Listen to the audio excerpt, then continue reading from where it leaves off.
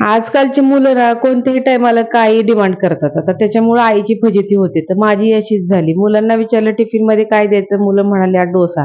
पण डोसा बनवण्यासाठी त्याला तांदूळ भिजवावं लागतं. परत उडदाची डाळ भिजवावी लागते. ती तर भिजवलेली नाही. मग इतक्या झटपट डोसा कसा तयार होणार? मग आपल्या बायकांच्या डोक्यामध्ये किडे असतात. त्यातला एक किडा निघाला आणि म्हणाला, बनतात की डोसे रव्यापासून बनव आणि दे मुलांना." म्हटलं ठीक आहे.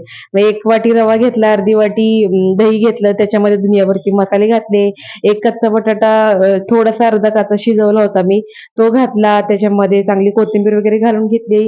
तुम्ही भाज्या असतील तर भाज्या घालू शकता. जर मुलं तुमची भाज्या खात नसतील तर थोड्याशा ऍड केल्या म्हणजे त्यांना कळून येणार नाही. आणि असे एकदम परफेक्ट डोसे बनतात. त्याची टेस्ट पण वेगळी वाटते आणि मुलांनी खाल्ले आणि त्यांना खूप आवडले. म्हटले उद्या डब्याला तेच दे. तर तुम्हाला डोस्याची रेसिपी कशी वाटली? जर छान वाटली असेल तर एकदा नक्की ट्राय करा. एकदा मुलांना देऊन बघा आणि तुम्हाला व्हिडिओ आवडले असल्यास चॅनलला लाईक करा.